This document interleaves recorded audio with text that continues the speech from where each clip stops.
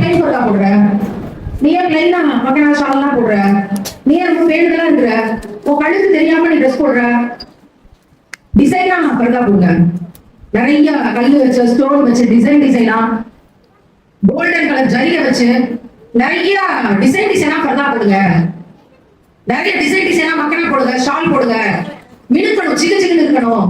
வெளிச்சத்துல எங்க போனாலும் பகலையோ இரவுலையோ அது சின்ன நீங்க எங்க இருக்கீங்கன்றத காட்டணும் அப்படிங்கிற மாதிரி இன்னைக்கு பர்தாக்கள் வந்துருச்சு. ஆமாவா இல்லையா? எல்லாரும் உங்க பர்தாவை செக் பண்ணுங்க. உங்க பர்தால ஜரிகை இல்லையா, ஸ்டோன் இல்லையா, எம்ப்ராய்டரி இல்லையா, சின்ன எதுவும் உங்க மக்களால ஷால்ல ஒட்டி இருக்கா இல்லையா அப்படியே பாருங்களேன். நீங்களே செக் பண்ணுங்க. இங்க இருந்து பார்க்கும்போது எனக்கு நிறைய சின்ன தெரியும். ஏன் எப்படி மாறுச்சு? நம்ம போட்டிருக்க சுடிதார், பாவாடை தாவணி, சேலை என்ன உடை உடுத்தி இருந்தாலும் அது நம்மளுடைய பாடி ஸ்ட்ரக்சரை காட்டும். எனவே மேல ஒரு லூசான துணியை நம்ம போட்டுக்கிட்டோம்னா நம்மளுடைய உடல் அமைப்பு யாருக்கும் தெரியாது. எதுதான் அப்படி வர ஆண்களும் பாதுகாப்புக்கு, நமக்கும் பாதுகாப்புக்கு, ரெண்டு பேருக்கும். இன்னைக்கு என்ன சொல்லிட்டாங்க அப்படின்னா, நீங்க பர்தாவை போட தேவையில்லை, நீங்க போடுற ட்ரெஸ்ஸே லூசா போட்டுக்கோங்க. அப்படி ஒரு நாள் போட முடியாது. நீங்க போடுற ட்ரெஸ்ஸ லூசா போட்டு போயிட முடியுமானா முடியாது. நீங்க எந்த உடை அணிந்திருந்தாலும் அதுக்கு மேல ஒரு துணியை நம்ம போத்தி கொண்டாக வேண்டும். பெரியவங்க அந்த காலத்துல துப்பட்டின்னு ஒரு வெள்ளை கலர் துணியை போத்திட்டு தான் வெளியே போவாங்க வருவாங்களாம். அதுக்கப்புறம் கொஞ்ச நாள் கழிச்சு பர்தாங்கிற ஒரு விஷயம் சில நாடுகளை பார்த்து நம்ம கத்துக்கிட்டோம். இந்த பர்தா ஈஸியா இருக்கு, போட்டுக்கிறதுக்கு, வச்சுக்கிறதுக்கு, துவைக்கிறதுக்கு ஈஸியா இருக்கு. அதனால எங்க போனாலும் பர்தா எடுத்து மாட்டிட்டு போனோமா வந்தோமா.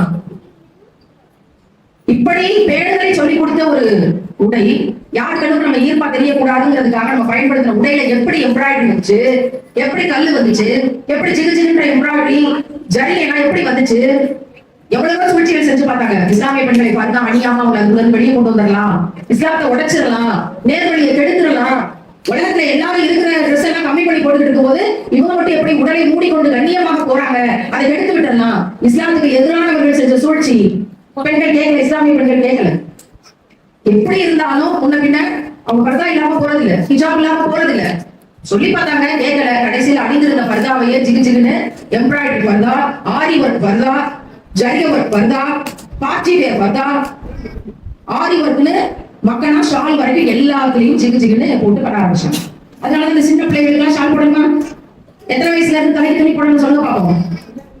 7 வயசு தொழுகை, 7 வயசுல இருந்து தொழுக போறாங்க பிள்ளைகள். இந்த 7 வயசுல சின்ன பிள்ளைகள் எதுக்கு மக்கனா போட்டுருக்காங்க, தலைக்கு துணி போட்டுருக்காங்க? அது ஒரு ட்ரெண்ட் ஆயிடுச்சு, அது ஒரு அடையாளம். சின்ன வயசுல இருந்தே பழக்கப்படுத்துறோமா? சும்மா கூட இருந்தாலும் இந்த ஒழுக்கமா வந்துருக்கும். ஆனா சின்ன பிள்ளைகளை போட்டிருக்க அந்த மக்கனாவெல்லாம் பாருங்க, எல்லாம் கல்லு வச்சு ஜிகுன்னு. எந்த ஊர்ல சொல்லி கொடுத்தாங்க மக்கனாவை கல்லு வச்சு போடுங்கன்னு? சின்ன வயசுல இருந்தே பிள்ளைகளுக்குள் இருக்கிற ஈமானிய வெளிச்சத்தை எடுக்கக்கூடிய சூழ்ச்சிக்காரர்களின் சதி திட்டம் இந்த ஆரி ஒர்க் பர்தாவும் ஆரி ஒர்க் மக்கனா ஷால்ஸ். அப்ப இங்க நம்ம இவ்வளவு பேர் இதை பயன்படுத்துறோமே, பாக்குறவங்களுக்கு வெளிச்சமா ஜிகுன்னு தெரியுமா? நைட் வெளிச்சத்துல ஆமா, பகல் வெளிச்சத்துல டால் அடிக்குமா? ஆமா. அப்ப என்ன செய்யறது? இன்னையில இருந்து மாத்திக்கிறது. யாரெல்லாம் நாங்கள் அறியாமல் இவற்றை பயன்படுத்தி விட்டோம், இன்றிலிருந்து இதை தரித்துணிக்கு போடுறோம்னு போட்டுட்டு பிளைன் பர்தா, பிளைன் மக்கனா அந்த லூசா போடக்கூடிய விஷயமாக நம்மள சீர்திருத்தி மாத்திக்குவோம். விஷயம் என்ன சொல்றீங்க? என்னமா சத்தமா சொல்லலாமா? நாங்களும் இப்படிதான் இருந்தோம், இதை விட மோசமா இருந்தோம். 5 ஆண்டுகளுக்கு முன்னாடி தெரிஞ்சது இதனுடைய மகிமை. எந்த பிளவுஸுக்கும் நான் டிசைனர் பிளவுஸ் தைக்க தேவையில்லை, மேட்சிங் பிளவுஸ் எடுக்க தேவையில்லை, கடைக்கடையா ஏறி இறங்க தேவையில்லை. நான் கழுத்துல என்ன நகை போட்டிருக்கேன்னு உங்களுக்கு தெரியுமா? தெரியாது. காதுல என்ன சிமிக்கி போட்டிருக்கேன்னு உங்களுக்கு தெரியுமா? தெரியாது. பிறருக்கு அது அழகாக தெரியணுங்கிறதுக்காக பெண்கள் நகை போடுறது. எத்தனை தடவை நம்ம எல்லாம் கண்ணாடியை பார்த்து அழகா என் காது சிமிக்கி போட்டோம்னா எவ்வளவு அழகா இருக்கு. எத்தனை தடவை கண்ணாடி பார்ப்போம்? மிஞ்சி போனா 5 தடவை 10 தடவை. மற்றவர்களுக்கு நாம் லட்சணமா தெரியணும் அல்லது கௌரவத்துக்கு தெரியணுங்கிறதுக்காக இந்த நகைகள். எனக்கு அது அவசியப்படல, இறைவனுடைய உள்ளத்தை கழுவி எடுக்கிறான். ஆனா நீங்க அதெல்லாம் போடுங்க. ஒரே ஒரு தோடு, ஒரு வளையல், ஒரு செயின், ஒரு மோதிரம் போதுமா இல்லையா? இதெல்லாம் 8 பொருளுக்குள்ள வாங்கிடலாம். தங்கத்தை விட்டுக் கொடுங்கள் அப்படின்னா இப்ராஹிம் நபி பிள்ளையை விட்டு கொடுக்க துணிஞ்சாங்க. நம்ம பிள்ளை கூட விட்டு கொடுத்தாலும் விட்டுருவோம், தங்கத்தை விட்டு கொடுத்து இன்றைக்கு துணிவோமான்னு தெரியல. அப்படி மனநிலையில மனித மனங்கள் நிறைய மாறிடுச்சு. ஏன்னா ஒரு பவுன் தங்கம் 1.5 லட்சம். 1.5 லட்சம் இருக்கும்போது எப்படி நான் தங்கத்தை கொடுப்பேன்? வாங்க முடியுமா? இப்ப உங்கள்கிட்ட ஒரு பவுனை நான் கட்டி கொடுத்துட்டு போனா நாளைக்கு வாங்க முடியுமா? நீங்க அந்த ஒரு பவுனை ஏழைகளுக்காக உதவிகளுக்காக கொடுத்தது உண்மை அப்படின்னா 700 நான் தருவேன். அல்லாஹ் குர்ஆன்ல சொல்றான். யார் அல்லாஹ்வின் பாதையில் அல்லாஹ் கொடுத்ததை அல்லாஹ்வின் பாதையில் யார் தராங்களோ, ஒரு நெல்மணி போட்டா எப்படி அது 700 பெருகி வருமோ அதே போல அது பெருகி கொடுக்கப்படும்னு அல்லாஹ் சொல்றான் குர்ஆன்ல. இதன் மீது நம்பிக்கை கொண்டவர்கள் மரணிக்கிற வரைக்கும் கொடுத்துட்டே இருக்கலாம். நல்லா கொடுத்துட்டே இருப்பான், குறையாது குறையாது. ஒரு காலத்துல அனாதை இல்லத்துல இடம் கிடைக்குமா என்று தேடி இருந்தாங்க எனக்கு இடத்தை. ஆனா இன்றைக்கு ஆயிரக்கணக்கான அனாதைகளுக்காக வேலை செய்கிற பாக்கியத்தை இறைவன் எங்களுக்கு அதுதான். 100 விதவைகளுடைய குடும்பங்களை தேர்ந்தெடுத்து மாதந்தோறும் 5000 ரூபாய் பெருமானம் உள்ள வணிக திட்டம் உங்களுக்கு கொடுத்து அனுப்பியிருக்கோம். என்கிட்ட இருந்து கொடுக்கல, என் வழியாக இருந்தவன். 250 தகப்பன் இல்லாத குழந்தைகள் படிக்கிறார்கள், நல்லா சாப்பிடுறாங்க. ஒரு வேலைக்கு இத்தனை நாள் சாப்பாட்டுக்கு கஷ்டப்பட்டு இருந்த பிள்ளைங்க, ஒரு வேலை சாப்பிட்ட பிள்ளைங்க, 1.5 வேலை சாப்பிட்ட பிள்ளைங்க. எப்படி இறைவன் அந்த பாக்கியத்தை தந்தா பாத்தீங்களா? நான் கொஞ்சம் தான் அவங்களோட பாதையில கொடுத்தேன். ஆனா இறைவன் நம்மை கொண்டு இன்ட்டு 700 இன்ட்டு 7,000 எத்தனாயிரம் மடங்கு திருப்பி கொடுக்குறான்னு தெரியாத அளவுக்கு திருப்பி கொடுத்துருக்கணும். இது உண்மையா? இது நடக்குமான்னு கேட்டா நிச்சயமாக நடக்கும். என்னுடைய வாழ்க்கையை நான் விட்னஸ் ஆகிறேன். என் வாழ்க்கையில் நடக்குது, நடந்து கொண்டு இருக்குது. எனவே நான் உங்களுக்கு அதை ரெக்கமெண்ட் பண்ண கடமைப்பட்டிருக்கேன். சிறப்பா தான தர்மம் செய்யுங்க. நான் இஸ்லாத்துக்கு வர்றதுக்கு 5 வருஷத்துக்கு முன்னாடி திருக்குறானை தமிழில் படித்த போது நரகத்துல நடுவில் ஒருத்தர் எரிச்சிட்டு இருக்கான். என்ன காரணம்னு கேட்டப்ப, இந்த பூமியில் நான் நல்லா வாழும் போது ஏழைகளுக்கு உணவு கொடுக்கல, உணவு கொடுக்க சொல்லி தூண்டல அப்படின்னு சொல்றாங்க.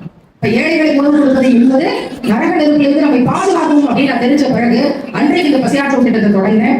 அதை என்னுடைய சோசியல் மீடியாவில் பதிவு செஞ்சு எல்லாரையும் அந்த வேலைக்கு தூண்டினேன். இன்னைக்கு 140 ஊர்கள்ல பெண்கள் பொறுப்பேற்று இந்த பசியாற்றும் திட்டத்தை தொடங்கி செஞ்சுட்டு இருக்காங்க. ஒவ்வொரு வாரமும் 5000 பேருக்கு உணவு கொடுக்கப்படுது. ஒரு மாதத்திற்கு கிட்டத்தட்ட குறைஞ்சது 20,000 பேருக்கு உணவு கொடுக்கப்படுது. ஒரு வருஷத்துக்கு 2.5 லட்சம் பேருக்கு உணவு கொடுக்கக்கூடிய பணியை இஸ்லாமிய பெண்கள் சேர்ந்து செஞ்சுட்டு இருக்காங்க.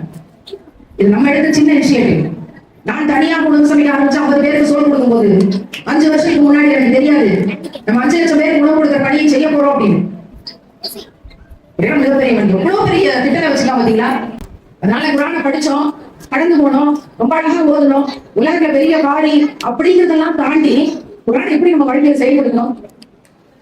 இந்த நபர் குரான் ஓதிருக்காங்க, குரான் வாசிக்க தெரியும், குரான் படிச்சிருக்காங்க, குரானுக்கு பொருள் தெரிஞ்சுட்டாங்க. ஒவ்வொருத்தரையும் காமிச்சு இந்த ஆயத்து நடந்து போறாங்க பாருங்க. நடமாடும் ஆயத்துக்கள் அப்படின்னு சொல்லக்கூடிய வாழ்க்கையை வாழணும் அப்படிங்கிறது மார்க்க அறிஞர்களுடைய கருத்து. சகாக்கள் அப்படிதான் வாழ்ந்தாங்க. ஒருத்தர் ஏழை கொண்டு கொடுத்தார், ஒருத்தர் நோயாளியை விசாரிச்சார், ஒருத்தர் தான தர்மம் செய்தார், ஒருத்தர் சொத்துக்களை எல்லாத்தையும் அல்லாஹ் ரசூலுல்லாஹ் எழுதி கொடுத்தார், ஒருத்தர் ஹிஜ்ரத் செஞ்சு குடும்பத்தை எல்லாம் விட்டுட்டு வந்தார். அல்லாஹ்வின் பாதையில போரிட்டாங்க. ஒவ்வொருத்தரும் ஒரு நடமாடும் குரான் ஆயத்தாக வாழ்ந்தார்கள். இப்ப இதுல யாருக்கெல்லாம் குரான் தெரியுமோ, யாரெல்லாம் குரான் படிச்சிருக்கீங்களோ அவங்க எல்லாம் மனசுல யோசிப்பாங்க, நம்ம என்ன மாதிரியா வாழ்றோம், எந்த குரான் ஆயத்தா வாழ்றோம் யோசிப்பாங்க. இந்த ஆயத்தை நமக்கு பொருந்துது வாழலாம் அப்படின்னு பொருத்தி பாருங்க. குரானை நேசிக்கக்கூடிய உள்ளங்கள் முஸ்லிம்களுடைய உள்ளங்கள். கண்டிப்பாக எல்லாரும் குரான் படிங்க. உங்களுக்கு அரபியில படிக்க தெரியல அப்படின்னா தமிழ்ல படிங்க, விளக்கம் தெரிஞ்சுக்கோங்க. எந்த ஆயத்தின்படி நம்ம வாழ்றோம், குரான்ல சொல்லியிருக்க எந்த நல்ல செயலை தொடர்ந்து செய்யணும். இந்த கேள்விக்கு பதில் சொல்ல பார்ப்போம். குரான்ல சொல்லப்பட்டிருக்கிற ஏதோ ஒரு நல்ல செயலை நான் தொடர்ந்து செய்கிறேன். எனக்கு விவரம் தெரிஞ்ச நாள்ல இருந்து நான் செய்வேன். எனக்கு விவரம் தெரிஞ்ச நாள்ல இருந்து, நம்மளுக்கு விவரம் தெரிஞ்ச நாள்ல இருந்து நாங்க போய் சொன்னதில்லை, குரான்ல சொல்லிட்டு. எனக்கு விவரம் தெரிஞ்ச நாள்ல இருந்து நான் அமானிதங்களை பாதுகாப்பேன். என்ன கொடுக்கப்பட்ட பொருளை பாதுகாத்து கொடுத்துருவேன். அமானிதங்கள் நம்ம பிள்ளைகள், நம்ம கொடுக்கப்பட்ட அமானிதங்கள், அமானிதத்தை பாதுகாத்துருவேன். எனக்கு விவரம் தெரிஞ்ச நாள்ல இருந்து நான் வாக்குறுதி கொடுத்த வாக்குறுதியை மீறுதல் காப்பாற்றுவேன். இதெல்லாம் குரான்ல இருக்கு. எதை இருந்தாலும் பரவாயில்ல, அல்லாஹ்வோட பாதையில ரொம்ப தெளிவா நிற்பேன். நன்மையை விதைப்பேன், தீமையை தடுப்பேன். ஏதாவது ஒண்ணு எனக்கு நீங்க சொல்ல தேவையில்லை, உங்களோட மனசுல யோசிப்பாங்க. இது கேட்க கேட்க என் மனசுல ஓடிட்டு இருக்கு. நான் இதன்படி செய்யறேனா, நான் இதன்படி வாழ்றேனா? இஸ்லாம் கிடைக்கிறதுக்கு முன்னாடி வரைக்கும், நபிகளாருடைய வாழ்க்கையை படிக்கிறதுக்கு முன்னாடி வரைக்கும் நான் நிறைய போய் சொல்லியிருக்கேன். நான் ஒரு ஸ்கூல் டீச்சர், பிள்ளைகளுக்கு போய் சொல்லக்கூடாது பாடம் நடக்கக்கூடிய டீச்சர். நான் நிறைய சமயத்துல போய் சொல்லியிருக்கேன். ஆனா ரசூலுல்லாஹ்வினுடைய வாய்மையாளர் அப்படிங்கிற கருத்தியலை படிச்ச பிறகு, எந்த சூழ்நிலையிலும் அவர் பொய் சொன்னதில்லை அப்படிங்கிறத படிச்ச பிறகு, அவர் பொய் சொல்லாம இருந்ததுனால்தான் அவருடைய சமுதாய சீர்திருத்த பிரச்சாரம் வெற்றி அடைந்தது அப்படிங்கறது தெரிஞ்ச பிறகு, நம்மளும் சமுதாய சீர்திருத்தத்தை தான் நினைக்கிறோம், எல்லா பிள்ளைகளும் பாதுகாப்பா இருக்கணும்னு நினைக்கிறோம், பெண் விடுதலைக்காக போராடுறோம். இப்ப நம்மளும் பொய் சொல்லாம இருந்து பிரச்சாரம் பண்ணாதான் அது வெற்றி அடையுங்கிற டெக்னிக் தெரிஞ்ச பிறகு நான் பொய் சொல்ல நினைக்கிறேன். அதுக்கு பிறகு உண்மையாகவே எனக்கு மிகப்பெரிய வெற்றி கிடைத்தது. வாழ்க்கை இதற்கு ஒரு ஆதாரம். ஒவ்வொரு குரான்ல சொல்லப்பட்டிருக்கிற நல்ல விஷயத்தையும் எடுத்து இதன்படி நான் வாழ்றேனா, ஏதாவது ஒண்ணு தொடர்ந்து செய்யறா அப்படின்னு பார்க்கும்போது, நான் உங்களுக்கு ஒரு உதாரணத்துக்காக சொல்றேன். கடந்த 5 ஆண்டுகளாக தொடர்ந்து ஏழைகளுக்கு உணவளிக்கக்கூடிய, அனாதைகளை படிக்க வைக்கக்கூடிய, விதவை பெண்களுக்கு மளிகை சாமான் கொடுத்து அவங்களுக்கு ஆறுதல் கொடுக்கக்கூடிய பணிகளை நம்மால் மட்டும் தொடர்ந்து செஞ்சு கொண்டிருக்கோம். அதை மற்றவங்களுக்கும் தூண்டி கொண்டிருக்கோம். இறைவனுடைய கஜானா மிகப்பெரியது. நான் செய்யறேன்னு நினைச்சா நான் பயந்துருவேன். நம்மளால முடியுமா? இறைவன் செய்ய போறான், நான் கையெழுத போறேன், இதுல எனக்கு சந்தேகம்.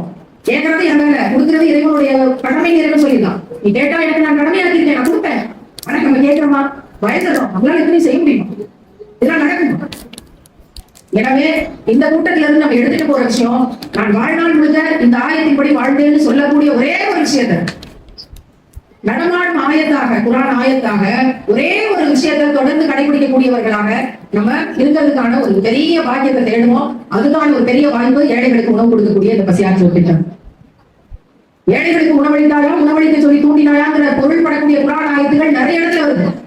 எனவே இந்த ஏழைகளுக்கு உணவளிக்கக்கூடிய அந்த பசியாற்றும் திட்டத்தை நம்ம சிறப்பாக தொடங்கி நடத்துவோம். அதன் வழியாக பெண்கள் பாதுகாப்பு இயக்கமாக அதை கொண்டு வருவோம். அதன் வழியாக பெண்கள், பெண் குழந்தைகள், அது குடும்ப வன்முறையோ பாலியல் வன்முறையோ எதுவும் இல்லாத பாதுகாப்பான சமுதாயம் உருவாகிறது நம்ம வேலை செய்யணும்.